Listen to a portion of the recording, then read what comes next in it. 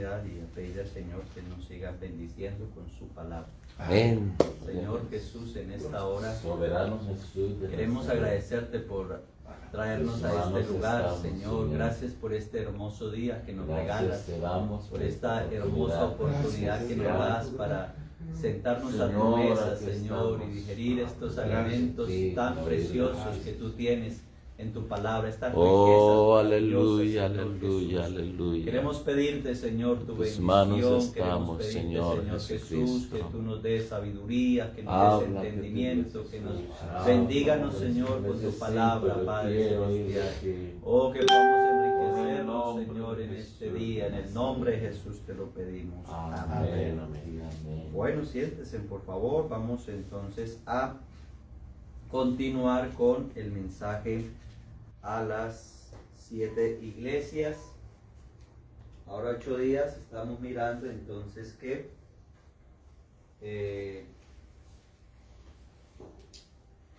la iglesia de Pérgamo, ¿no? Entonces, como para dar un recorderis, Pérgamo era una ciudad extremadamente idólatra y allí entonces el Señor les hace una dura advertencia porque empieza, en cierta forma, se casa la iglesia con el Estado cuando Constantino se convierte al cristianismo y la iglesia se corrompe por medio del paganismo.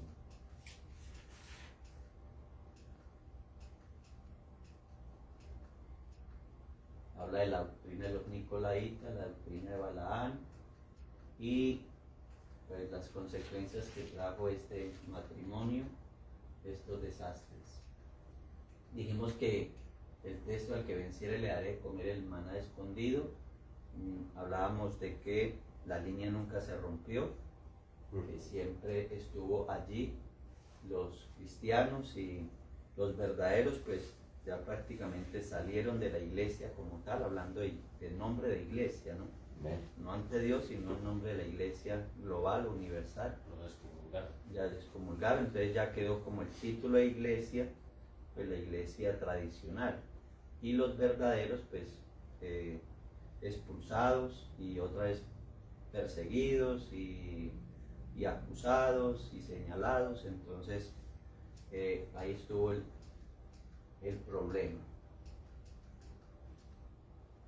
Hoy vamos a mirar entonces la iglesia de Tiatira. Escribe al ángel de la iglesia en Tiatira, versículo 18: el Hijo de Dios, el que tiene ojos como llama de fuego y pies semejantes al bronce bruñido, dice esto: yo conozco tus obras y amor y fe y servicio y tu paciencia, y que tus obras postreras son más que las primeras. Pero tengo unas pocas cosas contra ti, que toleras que esa mujer Jezabel, que se dice profetiza, enseñe y seduzca a mis siervos a fornicar y a comer cosas sacrificadas a los ídolos. Y le he dado tiempo para que se arrepienta, pero no quiere arrepentirse de su fornicación. Apocalipsis 2, del 18 al 21. El 22: he aquí yo la arrojo en cama y en gran tribulación a los que con ella adulteran, si no se arrepienten de las obras de ella. Y a sus hijos heriré de muerte, y todas las iglesias sabrán que yo soy el que escudriña la mente y el corazón, y os daré a cada uno según vuestras obras. Pero a vosotros y a los demás que están en Tiatira, a cuantos no tienen esa doctrina y no han conocido lo que ellos llaman las profundidades de Satanás, yo os digo, no os impondré otra carga. El 25: pero lo que tenéis, retenerlo hasta que yo venga. Al que venciere y guardare mis obras hasta el fin, yo le haré autoridad sobre las naciones, y las regirá con vara de hierro, y serán quebradas como vaso de alfarero, como yo también la he recibido de mi Padre. Y le haré la estrella de la mañana. El que tiene oído, oiga lo que el Espíritu dice a las iglesias. Amén. Entonces, ahí sigue una continuación de juicio, ¿no? Sigue una continuación de juicio, sigue una dura reprensión de parte del Señor, sigue algo donde el Señor empieza a presentarse como decían los primeros textos, ¿no? el que tiene ojos como llama de qué? De Como el fuego. fuego, y pies semejantes al bronce bruñido. O sea, todo se refleja ¿a qué? A un juicio. Recuerden que cuando está hablando del bronce, en la Biblia es tipo de juicio. Amén. Entonces sigue airado, lógicamente, ¿por qué? Porque hay una continuación de ese mal, de ese matrimonio, y lógicamente pues fueron 300 años allí en la iglesia de Pérgamo, pero ya sigue la otra iglesia donde es como los hijos de los hijos de los hijos, como esas generaciones, ¿no? Empieza esas generaciones, y como nacen nuevas generaciones, pues la iglesia más, lógicamente, se pierden tantas cosas bellas que la iglesia tenía, la iglesia apostólica, es decir, de la iglesia apostólica ya no queda nada. Y esas nuevas generaciones que se levantan, pues se levantan aún más pervirtiendo la iglesia, ¿no? Esos nuevos líderes que nacen de allí, de esa iglesia. Y vamos a mirar entonces que pues el Señor está completamente decepcionado, airado y con ganas de cometer allí como un juicio contra esa iglesia. Amén. El significado de Tiatira es sacrificio de víctima. Eso es lo que significa Tiatira. Escribe al ángel de la iglesia en Tiatira, el Hijo de Dios, el que tiene ¿qué? Ojos de Llama de fuego. como llama de fuego y pies semejantes al bronce bruñido, dice esto. Entonces se presenta como algo que está allí airado, símbolos de juicio, lo que hablábamos. En Tiatira había una mujer llamada Jezabel, simbólicamente pues significa la religión. Recuerden que en el Antiguo Testamento o el Antiguo Pacto había una Jezabel, la esposa de Acab, y Jezabel no era del pueblo de Israel, Jezabel era una pagana, y al casarse con el rey Acab, que era un judío, pues ¿qué pasó? Ese matrimonio fue un desastre, ¿no? Amén. Jezabel siempre lo llevó y lo indujo a hacer lo malo, siempre lo indujo, aunque tal vez él tenía sus principios, sus ¿En qué, enseñanzas. perdón, pastor, ¿en qué parte aparece esa enseñanza? La del Sí, Antiguo Jezabel. Pacto. Sí. Ahí ayúdenme, pastor, porque no, me parece que la tengo aquí.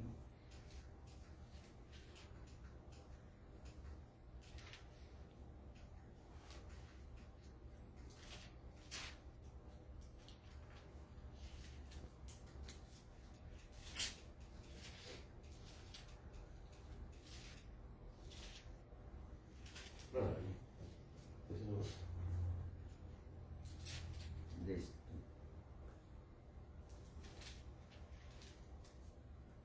Aquí la encuentro muy rapidito. El primer libro de Reyes.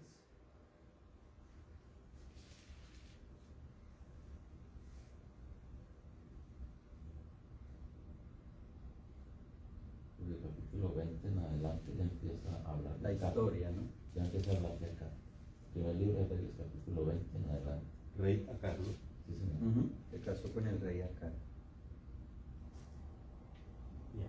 Qué pena, pastor, ahí interrumpí. Tranquilo, ¿no? Es bueno. Entonces, hay una comparación allí, hay un símil, hay allí donde el Señor, bueno, muchos dicen que la Jezabel era algo físico, o sea, que en verdad sí existió esa mujer en esa iglesia, pero como que todo se alineó, todo estaba ¿cómo me explico? Todo estaba alineado con la antigua Jezabel, o sea, como que era lo mismo, el mismo patrón. El espíritu de Jezabel que había trascendido. Así como hubo una línea de los cristianos, durante ese periodo también existió continuó también la misma línea de Jezabel. De Jezabel, exacto. Entonces, y literalmente, o sea, dicen muchos teólogos que sí existió esa mujer y que inducía a muchos en la iglesia a fornicar, a pecar, que se decía llamar profetisa, o sea, profetizaba, ¿no? Porque recuerden que cuando la iglesia apostólica inició, pues habían profetas que lógicamente como Agabo, que le profetizó al apóstol Pablo que iba a morir. Primero profetizó que iba a haber hambre y hubo hambre. Luego profetizó que iba a morir el apóstol Pablo, que si iba a Jerusalén lo iban a apresar y bueno, en fin. Y todo eso sucedió.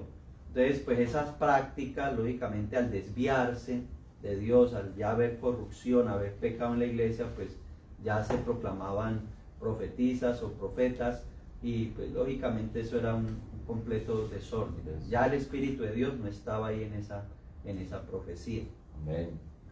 Pero también lo podemos, o la Biblia lo lleva a una figura, a un simbolismo, ¿sí? La Jezabel con la religión, ¿sí? Es decir, que ese fue como el resultado, el producto de ese matrimonio, ¿sí? Como lo que le explicaba de Acad, el rey Acad, y Jezabel. Acad era de la línea judía, pero fue y tomó mujer de un pueblo pagano. Entonces, ¿qué hizo? A esa mezcla pues nació algo que fue el paganismo, donde tenían 850 profetas, 450 de Baal, creo, y 400 de profetas de Acera, que fue cuando en el Monte Carmelo Elías los retó y allí los mató a todos. Amén. Porque el pueblo se había desviado por completo. Pero además de eso hizo atrocidades, mandó a matar a Nabat por la viña. Amén. ¿Cierto? A Nabot por la viña. Entonces, y muchas cosas más. O sea, Jezabel hizo atrocidades. ¿Por qué? Porque su esposo se lo permitió. Entonces, de igual manera, el Estado podríamos llamarlo algo masculino, la iglesia femenino, la esposa, se casa el Estado con la iglesia y hay los dos permiten hacer. Claro, hay un sinnúmero de atrocidades allí, donde ya el Espíritu de Dios no está allí y expulsan a los verdaderos cristianos, a los herejes supuestamente, y esa línea pues no se rompe, pero ya queda muy mínima, ¿no? Algo muy mínimo y la iglesia queda con todo el poder, la iglesia tradicional. Entonces esa Jezabel empieza como a gobernar, a reinar allí en este imperio romano, por decirlo así. Periodo 606 al 1517 es el periodo de esta iglesia. ¿Le puede quitar esto? 1517. Sí, es más o menos el tiempo donde esta iglesia, el tiempo de esta iglesia, ¿sí? De la existencia de esta iglesia de Tiatira. Eso es, o sea que es un tiempo bastante largo, ¿no? Más o menos unos 1000 años, ¿cierto? Sí. 606, ¿no? 606 a 1517, 900 y pico de años. Es el famoso, los teólogos lo llaman el famoso 1000 años de oscurantismo, imagínense.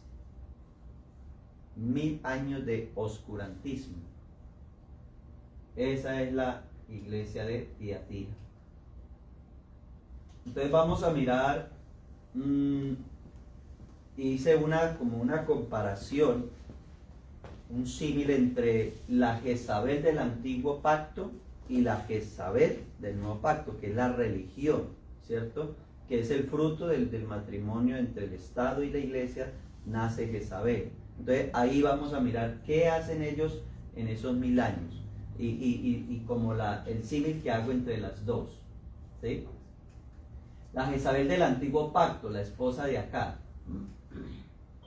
Entonces, bueno, ya dijimos que fue esposa del rey Acab. Acab era un rey judío, supuestamente pues nacido en el pueblo de Dios y criado bajo los principios judíos, que tenían el verdadero Dios, pero al casarse con la malvada Jezabel, pues lógicamente su corazón se apartó por completo.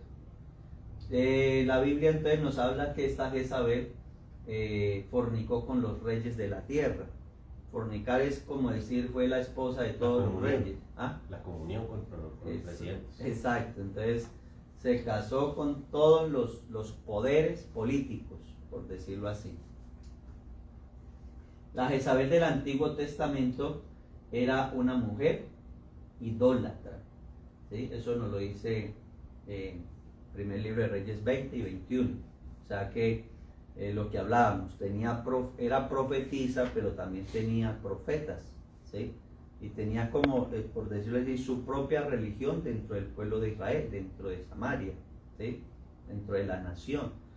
Y impuso esa religión, es decir, que se cambió toda la creencia judaica. Y como que en otras palabras era casi obligatorio en ese tiempo, era casi obligatorio seguir la religión predominante. ¿Cree que puede hablar uno más? Ujú. Sí. ¿Cree que la pare? O si quiere, pues aporte aquí, pastor. Hágale. No. No, yo no quiero decir nada así, sino que si quiere que la pare, como vamos a hablar de... Ah, Bueno, qué ver. Entonces, era una mujer ¿qué? idólatra. Idólatra, ¿no? Quiere decir de que habían altares, se llamaban en ese tiempo, la Biblia los habla altares altos. Es decir, que en esos montecitos había unas estatuas y allí la gente, lo que más abomina, una de las cosas que más abomina a Dios de la idolatría, era que ellos hacían sus juegos sexuales.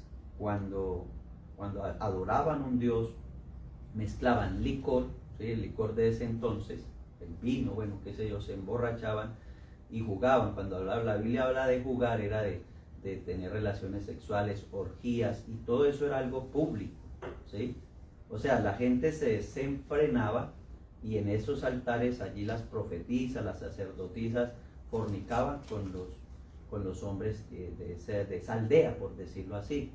Entonces imagínense, eso era una abominación para Dios, porque supuestamente ellos le rendían culto a ese Dios, que al Dios de las cosechas, que al Dios del agua, que al Dios del sol, y entonces, pues lógicamente... Utilizaban cualquier pretexto con tal de hacer sus cosas. Sus cosas, exacto. Como los carnavales de Ventimiglia, Ajá. todo eso. Era un relajo, como decimos nosotros. Entonces, idolatría por doquier había en la reina Jezabel, ¿sí? Y lo impuso en el pueblo de Israel. El pueblo de Israel se pervirtió, porque lógicamente el pueblo va detrás de la cabeza. Y pues fornicaron, y el Señor reprende también, o sea, en el tiempo de Elías, de Eliseo, en el tiempo de esos profetas, los profetas menores, Miqueas, Oseas, él reprende mucho la idolatría porque el pueblo se había desenfrenado. Por eso hay algo bonito allí, porque Elías creía que él estaba solo, ¿cierto? Elías creía, y Señor, quíteme la vida, yo no soy mejor que mis padres. Ya Jezabel, los soldados de Jezabel estaban que lo cogían, se tira allí bajo un enebro sin fuerzas, y quíteme la vida. Como que se da por vencido, pero él prefiere que Dios le quite la vida y no que esa reina malvada le quite la vida. Y eso que venía de una victoria, de haber matado a 850 profetas. Pero ¿qué le dice el Señor? No, come y ve, porque largo camino te resta. Y allá en el monte se le aparece el Señor y le dice, no, tú no estás solo. Hay 7,000 que no han doblado las rodillas frente a Jezabel, ¿sí? Frente a la idolatría. Entonces, él creía que estaba solo. ¿Qué quiero decir con eso? Que ese linaje nunca se rompió. Amén. Aunque el pueblo se corrompió por la malvada Jezabel, el linaje nunca se corrompió. Y si hay un número de 7,000, quiere decir que todavía subsistían bastantes. Había muchos, y a eso es lo que voy, que el linaje, la iglesia del Señor nunca se ha roto, lo que Amén. hemos hablado, el linaje, ¿no? O sea, la iglesia apostólica verdadera nunca se ha roto, que aquí la exterminaron, que porque nació la iglesia tradicional y entonces dejó de existir la iglesia verdadera del Señor y nació después de un avivamiento, no. Siempre quedó una línea muy pequeñita, digamos como esos 7,000. 7,000 en cierta forma es poquitos en comparación de los miles que hay en una nación. Pero podríamos hablar de miles de personas, porque usted sabe que el evangelio se regó por todas partes del mundo. Por ejemplo, lo que hablamos del etíope, ¿cierto? El etíope lo evangelizó Felipe, lo bautizó y él se fue solito. ¿Qué hizo él? Pues hablar del Señor, porque eso es lo que él tenía. Uno habla de lo que tiene, ¿cierto? ¿Y cuánto no se ganó el etíope allá en África? Claro. Pero a ese que evangelizó y bautizó en África se fue para otro país del mismo África, y África se llenó del evangelio en ese entonces, ¿sí? Y de pronto África en ese entonces pues no tenía como esa el Imperio Romano no tenía como ese alcance hasta por allá. Entonces mire que el Evangelio nunca ha parado, el Evangelio siempre ha estado. Amén. Lo que pasa es que uno lo desconoce porque, claro, esto quedó en la historia y no hay como algo escrito. De pronto, lo que decíamos ahora 8 días, hermano Reinel sacó un libro donde habla de algunos que nunca dejaron de creer en la unicidad y quedó ahí ese linaje. Pero siempre en la mente de nosotros, los hijos de Dios, creemos que eso fueron miles de personas quienes perseveraron en la sana doctrina. La Jezabel entonces del Nuevo Testamento, esto es historia, ¿no? Esto está en enciclopedias. En el 842 se introdujo. Perdón, cuando aparece en las enciclopedias, eso fue lo que llaman los papas hoy en día las encíclicas. Encíclicas, sí. Eso es lo que aparece ahí. Sí. Inclusive hay una enciclopedia que es la enciclopedia católica, ¿sí? Donde está toda la historia de la iglesia, porque imaginen, ellos también han preservado como esa historia, los concilios, todo eso, cuando se introdujo la doctrina de la ascensión de la Virgen María, en qué fecha, en qué año. De pronto uno por internet también la alcanza. ¿Cómo se llama? Enciclopedia Católica, así se llama. Cuando se habla de la historia, que no quedó en la historia, o sea, hablar de la iglesia verdadera, que no quedó en la historia, es porque a la historia nunca le ha parecido como algo importante lo que tenga que ver con Dios. Ellos, de hecho, muy poco hablan de otras cosas menos que de Dios. Ya esta historia es porque como ya ellos son los que han tomado el mando, entonces ahora ya ellos sí se encargan de escribir lo de ellos. Lo de ellos, exacto. Sí, tiene como su lógica, ¿no? Si eran poquitos, la iglesia del Señor, y eran los herejes, pues ¿de qué se va a escribir sobre los herejes, no? Es como la lógica. Los despreciados. Entonces, pero ahí es donde tenemos un arma a favor, que es, inclusive la enciclopedia católica nos habla de todas estas fechas, ¿sí? De todas esas fechas, o sea, es decir que ellos sí reconocen cuándo introdujeron el bautismo de los infantes, de los niños, cuándo se introdujo la doctrina de la ascensión de la Virgen María, cuándo se introdujo la adoración a los muertos. Todo eso nos habla porque es la historia de ellos. Son los concilios que ellos hacían y ahí ponían pues como el sello. Lo que ellos creían que les convenía en ese momento. Exacto, y ya lo ponían como algo como una norma, como una ley. Sí, y recuerden pues que el Papa era la máxima autoridad, ¿cierto? Entonces ya lo que él aprobaba quedaba como, porque él era supuestamente el vicario de Cristo, era la voz de Dios, entonces así quedaba, firme. Si él decía, yo declaro que en tal fecha fue que ascendió María a los cielos, ya, ahí quedó y ese día quedó pues en la historia. Entonces en el 842 se introdujo oficialmente, ¿sí? Porque hablábamos de que del 300 y pico eran como estatuas allí de los dioses paganos, se fueron cambiando por santos y todo eso, pero no se veneraban como tal, ¿sí? No se adoraban como tal. Pero a medida que fue pasando el tiempo, que murieron esos, que tal vez no los veneraron, las nuevas generaciones ya empezaron a introducir esas doctrinas nuevas. Entonces en el 842 se introdujo oficialmente la adoración a las imágenes, ¿sí? Ya oficialmente, o sea, algo que se debe adorar las imágenes, ¿se ve? Algo como impuesto ya. Entonces, ¿hay una similitud? Claro que sí, ¿no? Claro. Porque esta introdujo la idolatría al pueblo de Israel y aquí ya se introdujo oficialmente. ¿Qué más podemos comparar? ¿Qué era qué? Profetiza. Ella se autoproclamó profetisa, o sea, es decir que las profetisas eran sacerdotisas de la antigüedad, eran profetisas paganas, eran sacerdotisas y pues hacían un sinnúmero de cosas, tenían mando, tenían poder religioso y hacían un sinnúmero pues de barbaridades allí en el templo supuestamente. Entonces, esta Jezabel tenía esa práctica de profetizar. La iglesia se proclamó que era el único dogma profético verdadero. O sea, mire la similitud de las dos Jezabel, ¿no? La iglesia se proclamó que era el único dogma profético verdadero. Entonces, es decir, que ellos dijeron, el que no pertenezca a la iglesia tradicional, o en otras palabras, no es salvo, ¿sí? Porque aquí en esta iglesia es donde está el verdadero dogma. Es decir, que fuera de la iglesia no hay salvación. Entonces, tiene la similitud profética. ¿Qué más podemos decir de Jezabel? Era fornicaria. Que era fornicaria, y lo dice la Biblia, ¿no? Que fornicaba con todos.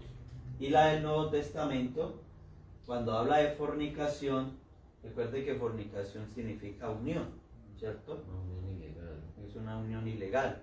Entonces, ¿qué hizo la iglesia? La iglesia cogió tanto poder, que en ese entonces empezó a ¿qué? Aliarse con el poder político. Es decir, no solamente se casó con el Imperio Romano, sino que ya habían muchos poderes y empezó a ¿qué? A expandirse por todas partes. Perdón, pastor, cuando usted habla que fornicar era qué? Una unión ilegal.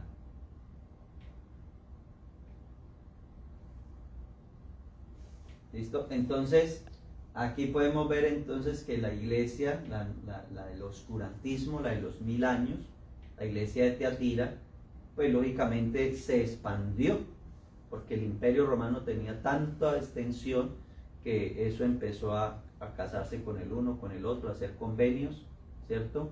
Y recuerde que habíamos dicho que ya ese poder religioso se convirtió como en una competencia. Ya no querían solamente tener un poder religioso, sino también un poder político. Y ya ellos querían, y la historia habla de que muchos obispos, muchos cardenales, inclusive el Papa tenía tanto poder que ellos podían mandar a matar gente, y ya, era una carta con el sello, se lo pasaban a los soldados, y es tanto así que todavía actualmente la Guardia Suiza es la que está ahí resguardando el imperio papal. Y la Guardia Suiza es ¿de dónde? De Suiza, ¿sí? Del país de Suiza. Es decir, que ese país le ofrece la protección. ¿Ah? ¿Cómo la ve? Entonces, tiene un poder político extremadamente alto. Por lo que Suiza es un país económicamente muy superior a todos, No. Y es un lavadero de Es un dinero de todos. es un paraíso fiscal. Paraíso fiscal, correcto. Entonces, note que todavía Ahora, al ser un paraíso fiscal y no lo tocan, ¿por qué? Porque está protegido por el convenio. por todo lo que hay, Los convenios. los convenios que hay. O sea, a nadie le conviene pues que eso le saquen a la luz sus cuentas. A los Exacto. grandes. A los Sí. grandes. Entonces, ahí hay una similitud también muy, muy buena, ¿no? Fornicaria, y la iglesia fornicó con todos los estados gubernamentales. La Biblia dice que he aquí yo la arrojo en cama. La verdadera Jezabel, pues el rey Jehú la tiró por la ventana y la mató. Tanto así fue el desastre que no hubo tiempo para enterrarla, porque los perros se la comieron. Y cuando fueron a enterrarla, porque dijeron es hija de rey, o sea, pues por respeto, ¿no? Ya no había nada. Entonces Jehú dijo, se cumplió la palabra del profeta. O sea, fue tanta la maldad que hizo que Dios permitió que ni siquiera tuviera un entierro, se la comieran los perros.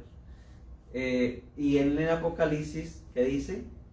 Hay un juicio contra ella, ¿cierto? Dice que la arroja en cama, o sea, le manda una enfermedad.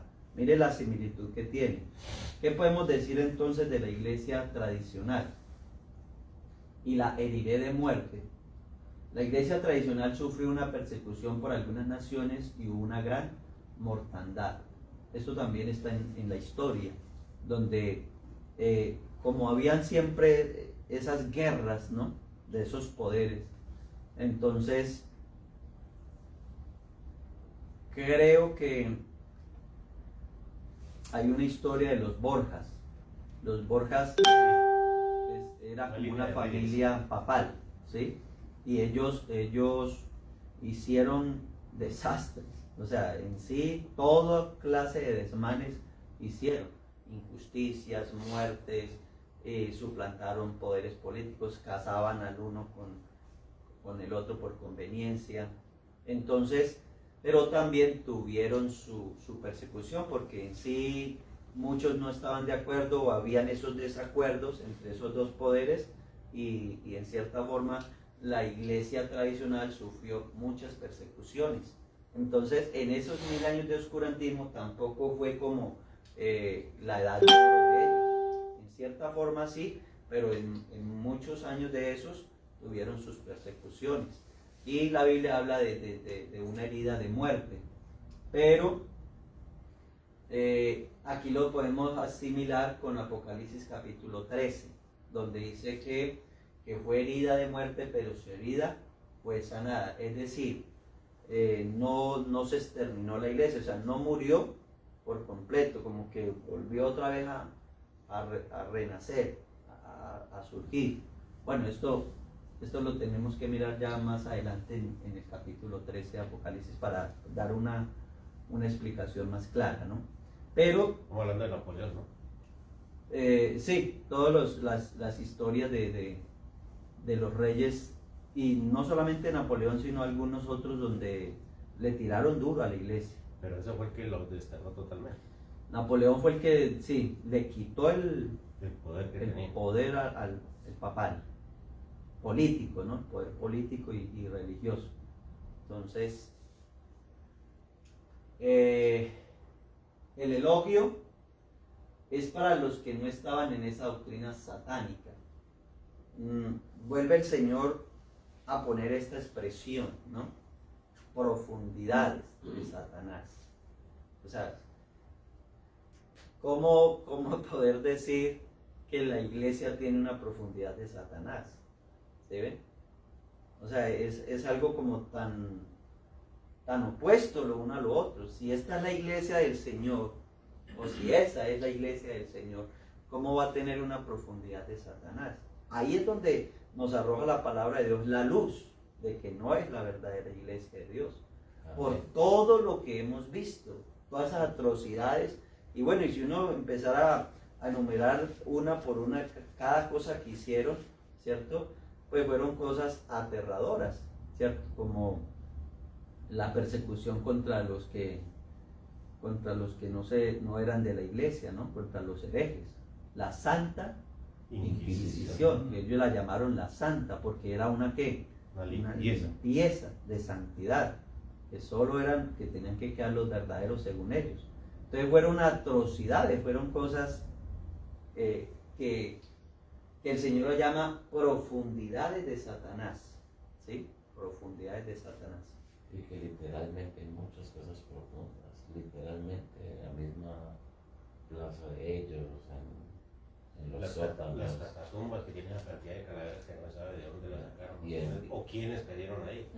Y en los sótanos de allá dice que hacen hechicería, la idolatría y la hechicería son hermanitas, y eso es algo...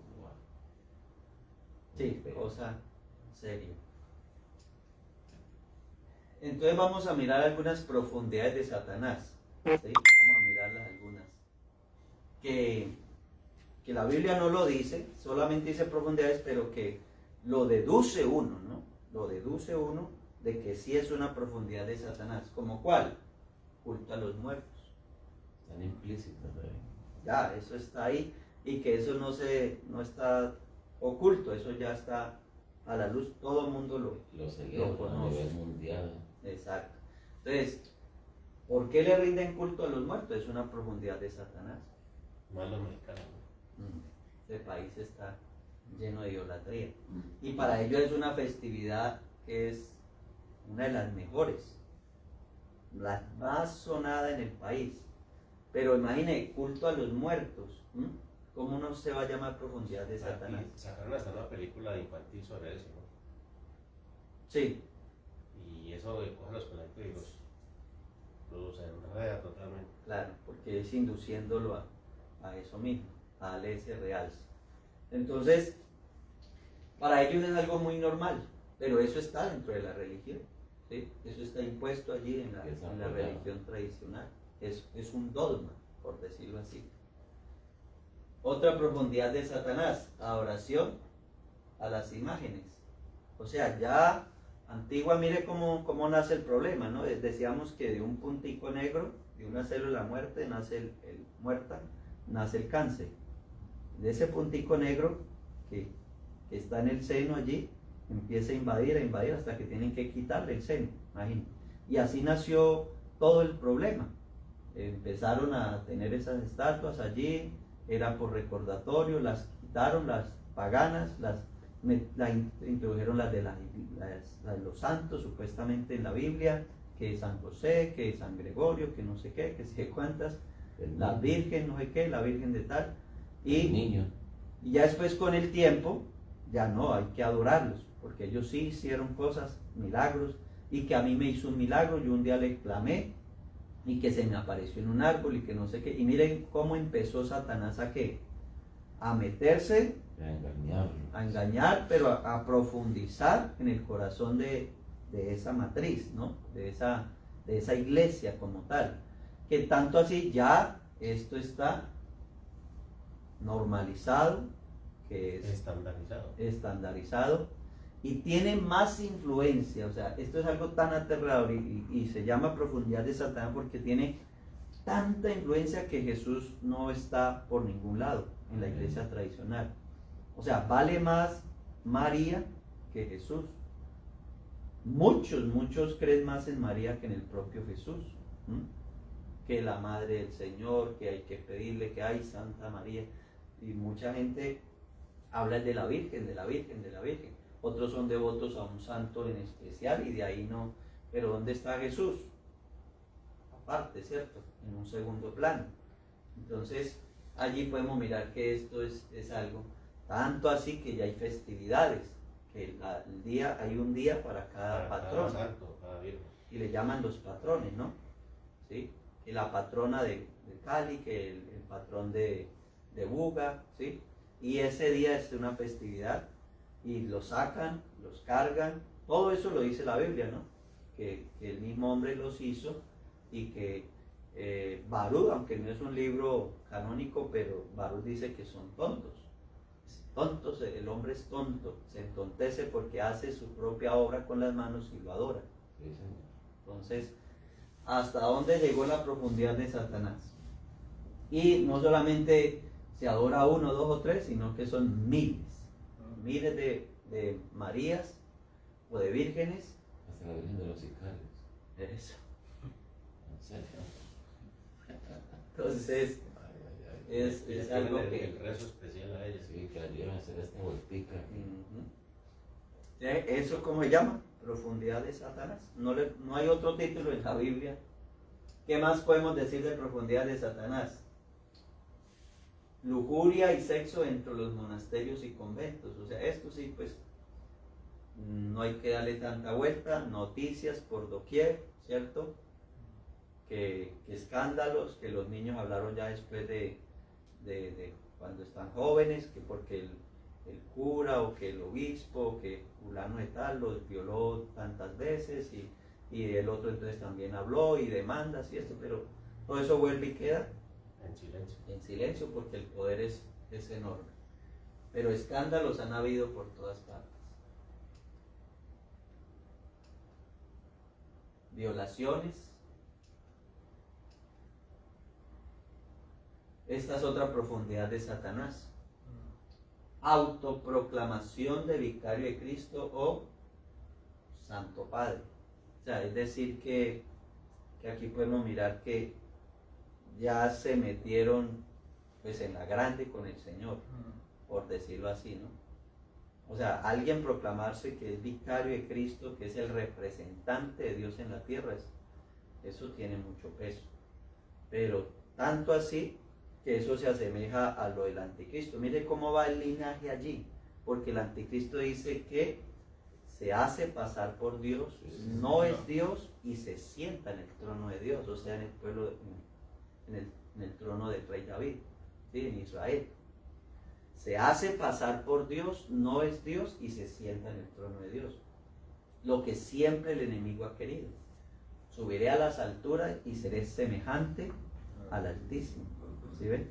Entonces, claro, porque esto tiene un poder extraordinario, algo grande. Imaginen que lo veneren, que sea conocido mundialmente, que le besen la mano, que se le arrodille.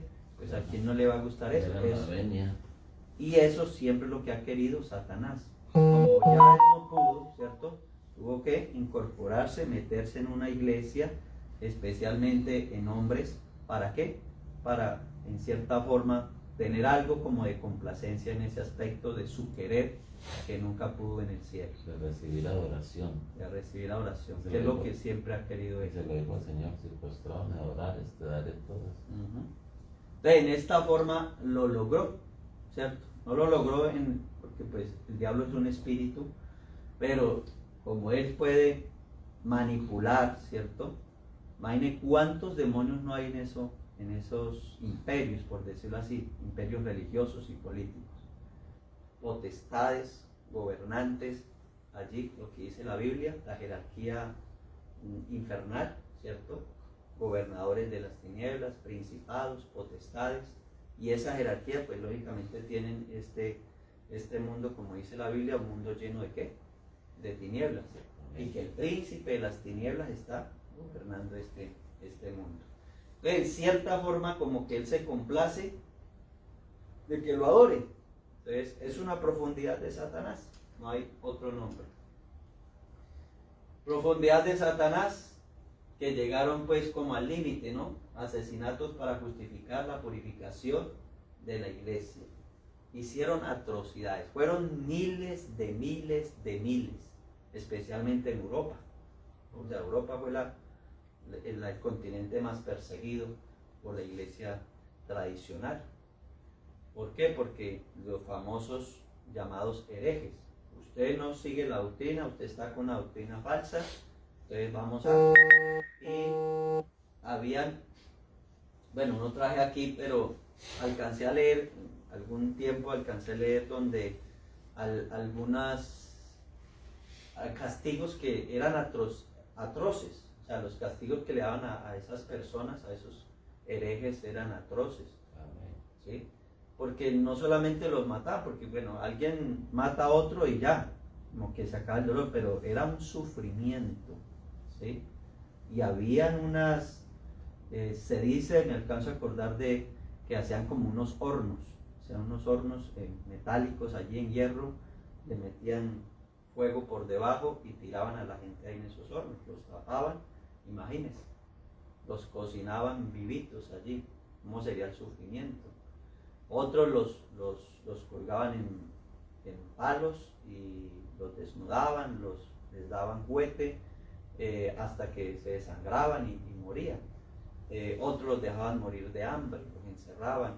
Bueno, eran castigos, como que se deleitaban haciéndole daño supuestamente a esos herejes. Y las hogueras fueron como lo más común. Era una tortura. Era una tortura, esa era la Los palabra. amarraban, hacían cruz y los alaban por caballos. Eso, los descuartizaban. Otros eran Aserrados. así por la mitad.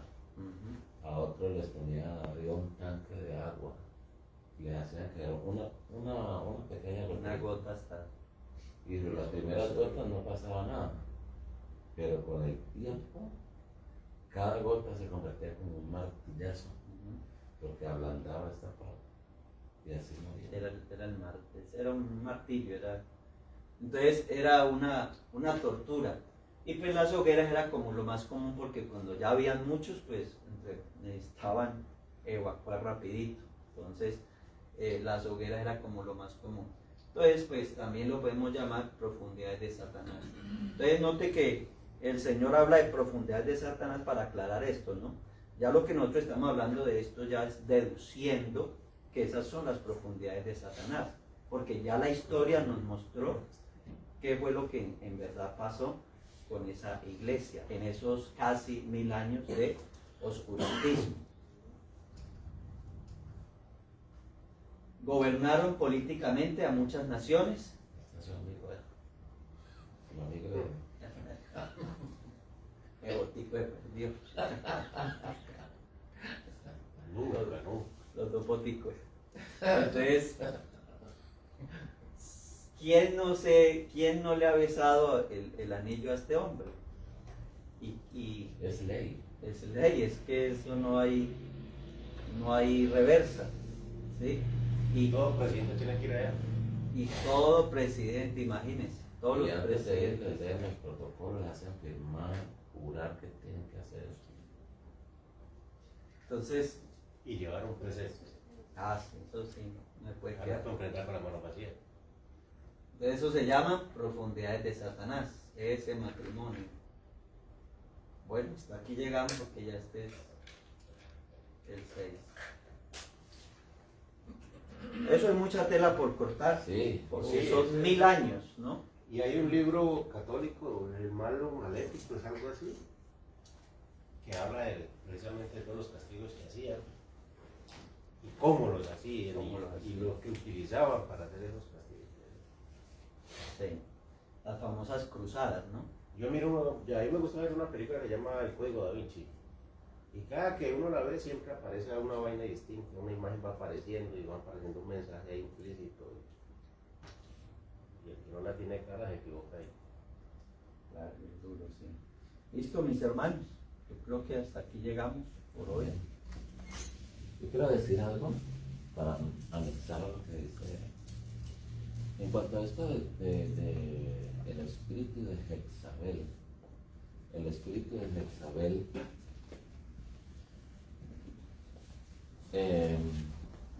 creo que en algún momento les puse un ejemplo. Digamos que hay un homicida, el más malo, el más tremendo, y lo matan. Y hay personas que dicen, gracias a Dios se acabó el problema, ¿cierto? Pero resulta que el problema no se acaba, porque el problema no es la persona en sí, sino el espíritu que está dentro de esa persona haciendo el daño. Entonces el espíritu de esa persona hay que retirar, el muerto, hay que ver el cuerpo, el féretro, pero ese espíritu sale y se introduce en otro, y por eso es que se levanta otro, y así se levanta el otro. Y usted haga esa aplicación a todas las áreas de la vida. Hablando de Jezabel, se puede decir que hasta el día de hoy ese espíritu se ha metido en la iglesia. Y en la iglesia de hoy encontramos idolatría, encontramos profetizas, encontramos la vanidad, encontramos el orgullo. Jezabel no se sometía. Y ese espíritu también está en la iglesia, en que la gente no se quiere someter a la palabra de Dios. Hoy en día, toda la mundanalidad que se ha metido en la iglesia, eso es el espíritu de Jezabel. Y por eso es que continuamente la palabra debe estar allí martillando. Y las personas que tienen el espíritu de Jezabel no se someten, y por eso es que prefieren irse para otras iglesias, donde a ellos le permitan, donde como que están afín, porque esa es otra cosa, los espíritus son afín y ellos se buscan. Como el marihuanero, ¿no? Una persona drogadicta, ¿con quién se junta? Y usted, por ejemplo, lo puede llevar para X país y no conoce a nadie.